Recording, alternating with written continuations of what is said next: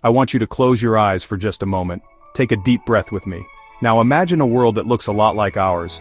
There are cities with tall buildings reaching for the sky. There are quiet country roads and vast, rolling oceans. But something is missing, something fundamental.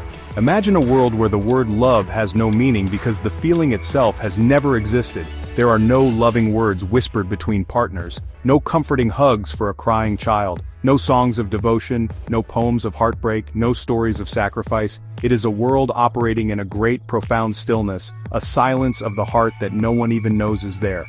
Think about what that would truly mean for all of us.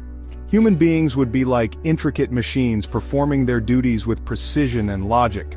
Society would be built on rules and transactions, a complex system of give and take. People would form partnerships based on practicality and mutual benefit, like a business arrangement. A family unit might exist for the purpose of raising the next generation of workers, but the warmth we associate with home would be entirely absent. It is a world painted only in shades of gray where the vibrant colors of emotion have never been discovered. The very air would feel different, thinner, lacking the weight and substance that connection brings. In this world, kindness as we know it would be a foreign concept. An act of help would be given not from compassion, but from a calculated sense of social duty or expectation of future repayment. There would be no spontaneous gestures of generosity, no helping a stranger just because it feels right in your soul. Can you even picture it? A world without that deep gut feeling that tells you to reach out, to connect, to share in another's joy or pain. It's an unthinkable void, a deep and echoing emptiness that would define every single human interaction. Without love, humanity is just a collection of individuals, not a true community. This is not a story of a world where love was lost. This is a story of a world where it never was. The people in this place don't mourn its absence because they have no concept of what they are missing. They move through their days with a quiet efficiency, unaware of the profound spiritual and emotional poverty they live in. They have built societies, created technologies, and established order, but they have done it all without the one ingredient that gives life its meaning, its purpose, and its glorious, messy, beautiful truth. They live in a great stillness, waiting for a dawn they do not know is coming. In this world without love, society would be a marvel of pure function. Every structure, every rule, every tradition would be designed for maximum efficiency and predictable outcomes. Governments would operate like well-oiled machines, creating policies based on pure data and logic, with no consideration for the human spirit. Laws would be absolute, justice would be swift and cold, and mercy would be an illogical variable that has no place in the equation. The goal of society would not be happiness or fulfillment, but stability and productivity. Progress would be measured in economic output and technological advancement, not in the well-being of its citizens. Families, the very cornerstone of our world, would be transformed into something we would barely recognize. The union of two people would be a contract, a strategic alliance to combine resources, secure social standing, or produce offspring with desirable traits. The home would be a domicile, a place of shelter and routine, not a sanctuary of warmth and acceptance. Parents would be designated as caregivers, responsible for providing nutrition, education, and skill training to ensure their children become productive members of society. The language used would be direct and instructional, devoid of terms of endearment or praise that stems from affection. It is a cold, sterile architecture for living. Language itself would be a tool, stripped of all its emotional richness. Words like joy, passion, tenderness, and cherish would simply not exist. Communication would be transactional, a means of conveying information and instruction. Think of the stories that would never be told, the songs that would never be sung. History would be a record of events, dates, and figures, but it would lack the human drama of courage, sacrifice, and connection that makes it come alive for us. Culture would be a set of protocols and rituals performed out of duty and tradition, not a vibrant expression of shared identity and feeling. The workplace would be the ultimate expression of this loveless society. People would be valued solely for their output and their skills. There would be no camaraderie among co-workers, no mentorship born of a desire to see another person succeed. There would only be competition, and a clear hierarchy based on performance. Your worth would be tied directly to what you could produce. The idea of finding fulfillment or purpose in your work would be absurd. A job is a function, a means to an end, a role to be filled in the great, unfeeling machine of civilization. It is a life built on utility, where the human heart is the one component that was never installed. Imagine the silence of a nursery where a baby's cry is met, not with a soothing voice and a gentle embrace, but with a scheduled feeding and a change of sterile linens. In a world without love, a child's upbringing is a masterclass in emotional deprivation. Infants learn from their very first moments that their needs will be met with mechanical efficiency, but their calls for comfort will go unanswered. There are no lullabies sung at bedtime, no bedtime stories told with animated voices, no soft kisses on a bruised knee. A child's world is an echo chamber where their emotional signals are sent out but nothing warm ever comes back. As these children grow, they are taught the rules of society with unyielding clarity. They learn about duty, responsibility, and the importance of contributing to the collective. They are educated in science, mathematics, and logic, their minds sharpened into powerful tools. But their emotional intelligence remains a flat, barren landscape. They do not learn empathy, compassion, or vulnerability. They are taught to suppress any flicker of feeling that might interfere with rational thought. Friendship, as we understand it, would not exist. Instead, children would form alliances based on shared interests or mutual usefulness, ready to be dissolved the moment the arrangement is no longer beneficial. Adolescence, a time of such emotional turmoil and discovery in our world, would be a period of intense training and specialization. The search for identity would be replaced by the assignment of a societal role. The powerful, confusing feelings of a first crush would be entirely absent. Instead, partnerships would be considered from a practical standpoint. Is this person a suitable match in terms of genetics, social status, and economic potential? Romance, with its thrilling uncertainty and deep connection, is an unknown language. The heart remains a quiet, dormant muscle, never exercised, never strengthened, never broken, and therefore, never truly alive. And so, these children become adults. They are competent, intelligent, and highly functional members of society. They can build complex technologies, manage intricate systems, and follow orders with perfect precision, but they are hollow. They carry within them a profound, unacknowledged loneliness. They have never known the safety of being truly seen and accepted for who they are. They have never felt the electricity of a shared laugh or the quiet strength of a supportive hand on their shoulder. They have grown up unheld, and they will go on to raise the next generation in the very same way, perpetuating the great silent emptiness. What becomes of art in a world that has never known the stirrings of the heart? Creativity would still exist, of course, but it would be a sterile and calculated affair. Paintings would be exercises in geometric precision, mathematical beauty, and perfect representational accuracy. A portrait would capture a person's likeness with the cold flawlessness of a photograph, but it would reveal nothing of their inner world, their spirit, or their story. Sculptures would celebrate the perfection of the human form or the elegance of abstract shapes, but they would not move you. They would be admired for their technical skill, not felt for their emotional resonance. The galleries would be silent, tombs of soulless perfection. Music, that universal language of emotion, would be the most impoverished of all the arts. Melodies would be constructed based on mathematical principles and harmonic theory, creating sounds that are technically pleasing but emotionally vacant. There would be no soaring anthems of joy, no mournful ballads of loss, no tender love songs. Rhythm might exist to drive work or marching, a functional beat to keep society in lockstep, but music that makes you want to dance with abandon or weep with recognition or hold someone close? That would be an impossible creation. The concert halls would offer only complex patterns of sound, leaving the soul completely untouched. Literature and storytelling would be reduced to instruction manuals, historical records, and logical treatises. There would be no epic poems of heroic love, no novels exploring the complex tapestry of human relationships, no plays about passion and betrayal. The purpose of writing would be to convey information as clearly and efficiently as possible. There would be no metaphor, no symbolism, no beautiful turns of phrase designed to evoke a feeling. The libraries of this world would be vast archives of data, but they would contain not one single story that could make you feel less alone, that could break your heart or put it back together again. Even religion and spirituality, if they were to exist, would be systems of rules and rituals, not pathways to transcendence and connection. The divine would be a cosmic lawgiver, a grand architect, or a source of universal logic. Worship would be a matter of adherence to doctrine and the performance of prescribed rites. There would be no concept of divine love, no parables of compassion and forgiveness, no sense of a personal loving relationship with a higher power. The cathedrals would be monuments to order and design, but they would offer no sanctuary for the weary soul, no space for the heart to feel a sense of awe and wonder.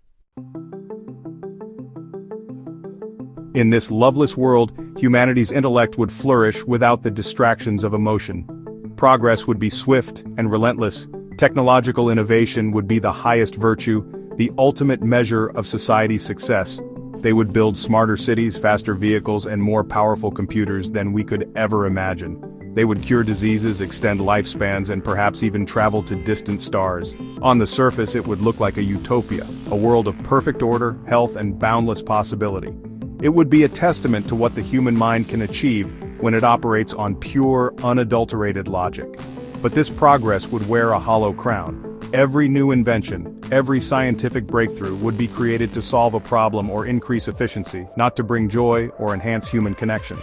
Virtual reality systems might be developed, but they would be used for training simulations or data visualization, not for shared experiences or fantastical adventures. Communication devices would transmit information instantly across the globe, but they would carry no warmth, no laughter, no words of comfort. It is the great paradox of this world. They have connected everyone with technology, but no one is actually connected. The people in this advanced society would have everything they need, but nothing they truly want. Their lives would be long, but what would they do with all those years? They would work, consume, and follow their routines with a quiet sense of emptiness they cannot name. There would be no moments of spontaneous delight, no deep satisfaction from a job well done for a purpose you believe in, no shared celebrations of milestones. Life would be a long, flat line of existence without the beautiful peaks of joy or the painful but meaningful valleys of sorrow. They have conquered the external world, but their internal world remains an undiscovered country. This is the ultimate lesson of their technological paradise. It shows us that you can solve for every variable, optimize every system, and eliminate every inefficiency. But you cannot manufacture happiness. You cannot code for connection. You cannot program a soul. True fulfillment doesn't come from what we have or what we can do, it comes from who we are to each other. Their incredible advancements would only serve to highlight the profound poverty of their existence. They have gained the whole world, with all its knowledge and power, but they have missed the entire point of being alive. In the sterile perfection of this world, something unexpected begins to happen. It starts small, a tiny crack in the flawless facade of logic.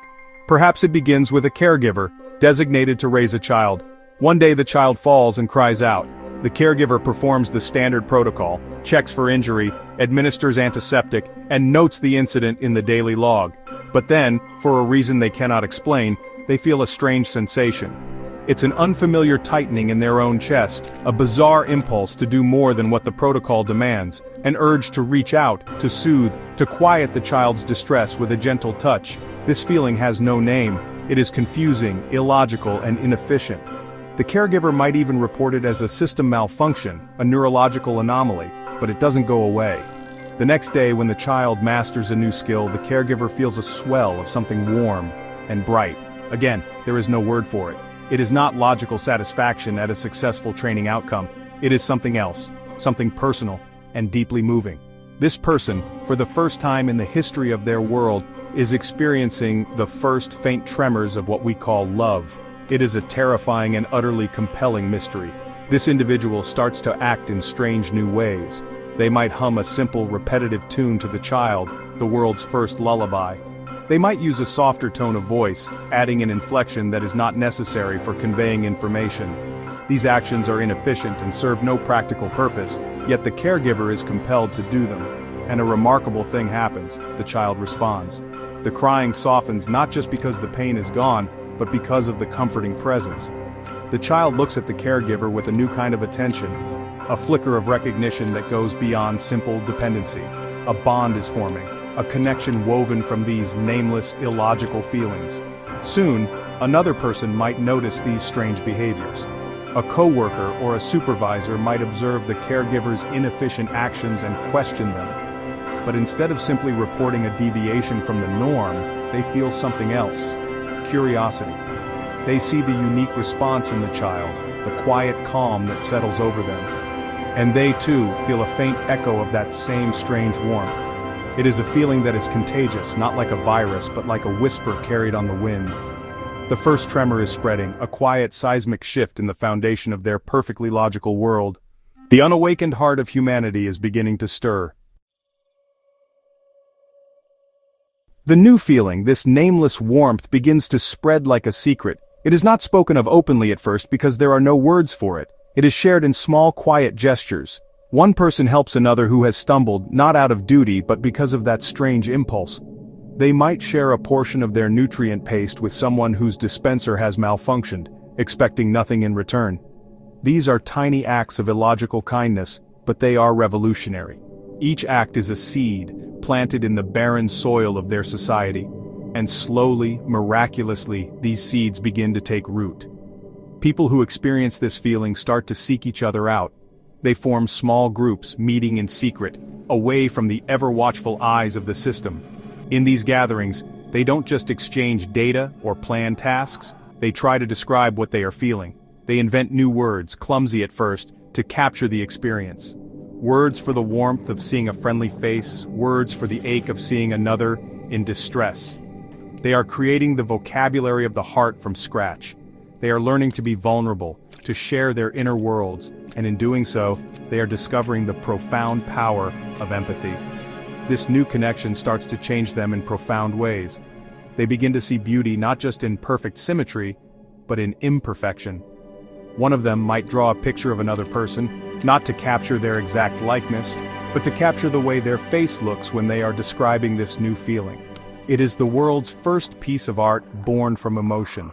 Another might hum a tune that expresses the quiet joy they feel, and someone else might add a harmony. It is the world's first song.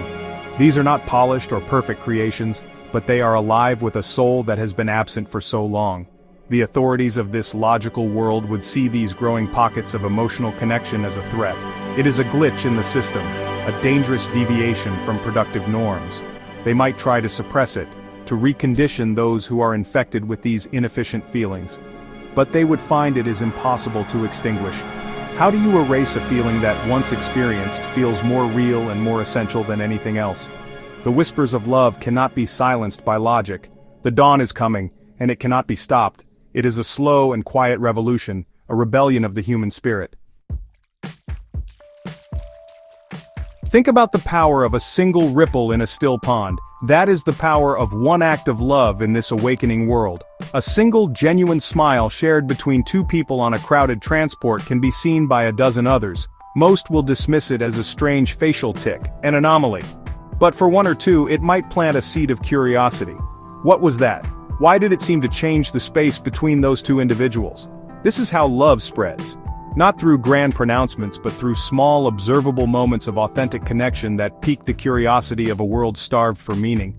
This ripple effect begins to change the very fabric of society, starting with the smallest interactions. In a workplace, a team member who has learned this new feeling might offer help to a struggling colleague, not to gain an advantage but simply to ease their burden. This act of support is inefficient, but it creates a new kind of strength within the team, a sense of trust and mutual reliance. Productivity might even increase, not because of stricter protocols, but because people are beginning to work together with a shared sense of purpose and care for one another. The cold, competitive environment begins to thaw, one small act of collaboration at a time. The change ripples out into the community. A person might notice an elderly individual struggling with their daily tasks, and begin to visit them, to help them, and simply to be with them. There is no logical reason for this. It is not their assigned duty. But the feeling of connection it brings is its own reward. This is the birth of what we call compassion. Neighbors who once lived in silent, anonymous proximity start to acknowledge each other, to learn each other's names, to form the first real neighborhoods. The sterile, functional living complexes begin to feel a little more like homes. This is the beautiful, undeniable truth about love. It is inherently creative and expansive. It cannot be contained. An act of love inspires another. A moment of compassion encourages more compassion. As these ripples spread, they begin to overlap and merge, creating a powerful wave of change that the old logical system cannot withstand. The world is being remade from the inside out, not by a new technology or a new law, but by the simple, unstoppable power of the human heart, finally awakened and reaching out to connect with another. One small act changes everything. As love becomes the dominant force, the world is reborn. It is not a sudden transformation but a gradual repainting of the gray landscape with brilliant, vibrant colors. The architecture of society begins to shift. New laws are written not just for order but for justice and mercy. Governments begin to measure success not just in economic terms but in the happiness and well-being of the people they serve. The goal of society is no longer mere survival and productivity, but to create a world where every single person has the chance to thrive, to feel valued, and to live a life full of meaning and connection. The family unit is completely redefined. It is no longer a contract of utility, but a covenant of the heart. People come together now not for practical advantage, but because of a deep, resonant connection of souls. The home becomes a true sanctuary, a place of unconditional acceptance, laughter, and support.